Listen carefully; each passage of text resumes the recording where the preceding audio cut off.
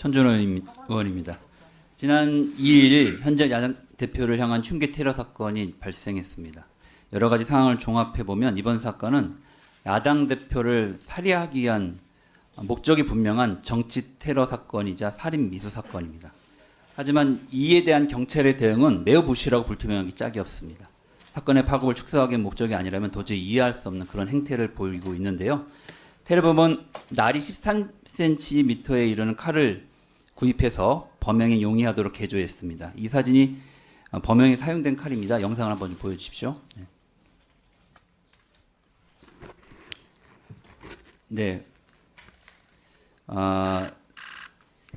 저 위에 보이는 것과 같은 종류의 칼을 구입해서 손잡이를 제거하고 칼등을 갈아서 양날의 검으로 만들었습니다. 이것만 봐도 아주 치밀하고 계획적인 그 의도가 있었다는 것을 엿볼 수 있는데요. 많은 국민들이 이런 흉기의 실태를 잘 모르고 있습니다. 왜냐하면 경찰은 해당 흉기 사진을 일부 기자들에게만 보여줬을 뿐 제대로 공개하지 않았기 때문입니다. 현장에서 기자들에게 카메라 없이 휴대폰만으로 촬영을 허용한 것으로 이렇게 나타나고 있습니다. 경찰은 테러 사건 당시 이재명 대표가 입었던 혈흔이 묻은 와이셔츠를 자신들의 초동수에서 찾아냈다고 주장하고 있지만 이것도 사실이 아닙니다. 해당 셔츠는 의료 폐기물로 분류되어 폐기 과정에 있었습니다. 이를 당직자가 수송을 해서 찾았고 경찰은 당직자가 알려준 뒤에야 셔츠의 소재를 파악할 수 있었습니다. 사건 당일 부산대병원으로 이송된 환자의 사진을 찍기 위해서 정보과 형사가 그렇게 만류에도 불구하고 사진 촬영을 했음에도 불구하고 현장에서 가장 범행과 관련된 핵심 증거물들에 대한 확보에는 소홀했던 것이죠. 의료진에게 그 셔츠를 버리지 말라고 보고만 했어도 이러한 해프닝은 일어나지 않았을 것입니다. 해당 셔츠의 상태를 보시면 1cm 열상이 얼마나 허무맹랑한 가짜 뉴스인지를 단번에 알 수가 있습니다. 다음 사진 같이 좀 띄워주십시오. 이 당직자가 찾아낸 와이셔츠를 경찰이 못 찾는 이유가 무엇인지 정말 궁금합니다. 찾지 못했던 게 아니라 찾고 싶지 않았던 건 아닌지요. 이 사진 또한 경찰이 제대로 공개하지 않았습니다. 일부 기자들이 휴대폰으로 사진을 찍을 수 있게끔만 허용했습니다. 사진 보시면 왼쪽이 이 셔츠의 전체 모습이고요. 오른쪽이 이 셔츠 옷깃으로 칼끝이 들어간 그 장면들을 그대로 이제 보여주고 있습니다. 만약에 저 옷깃이 아니었다면 정말로 현장에서 끔찍한 일이 벌어지고 말았을 것입니다. 아직도 인터넷에는 이재명 대표를 찌른 것이 흉기가 아니라 나무젓가락이고 종이칼이었다는 음모론이 난무하고 있습니다. 그리고 처음 이 시작은 1cm 열상, 경상, 과도, 출혈량 적은 상태라고 했던 경찰의 허위 보고로부터 시작된 것입니다.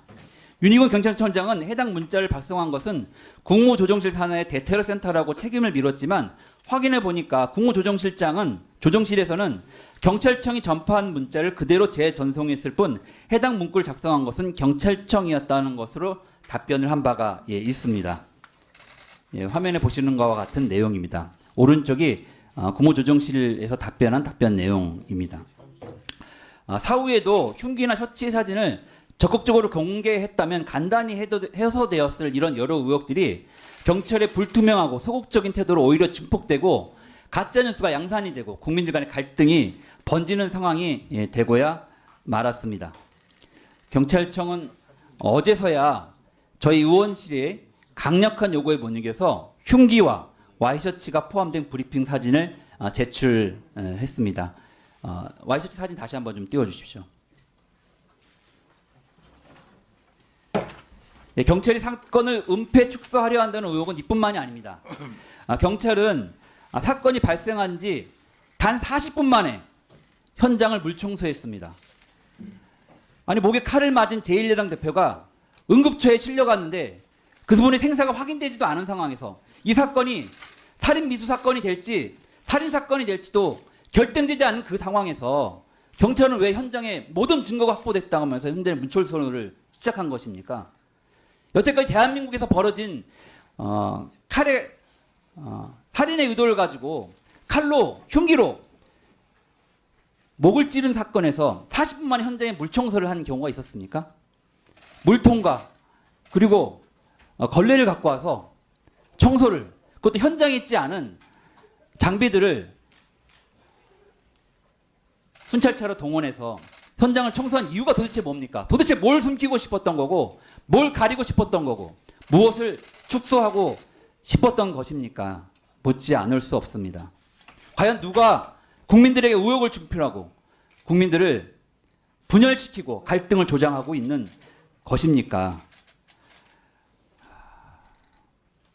경찰은 시민 다수가 이용하는 장소인 점을 고려해서 현장을 정리했다고 합니다.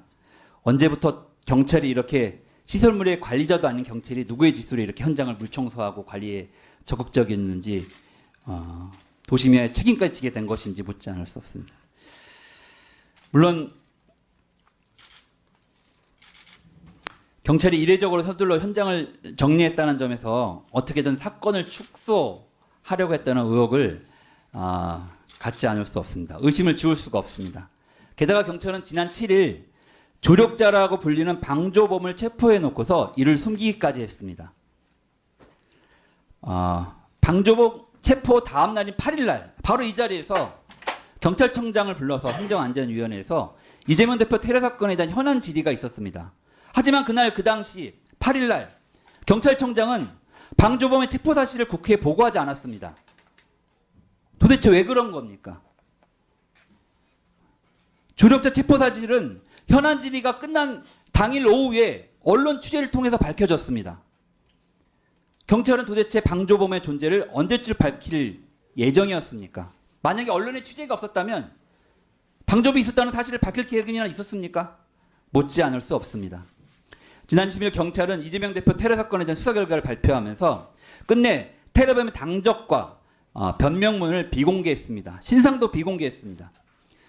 어제는 보도자료를 직접 내서 당적과 변명문을 비공개한 것은 법적 근거에 따른 것이라고 항명했습니다. 또한 당적 그리고 변명문 그리고 테러범의 신상은 그 사안의 중대성에 비추어 봤을 때 공익적 필요성이 반드시 있는 것입니다.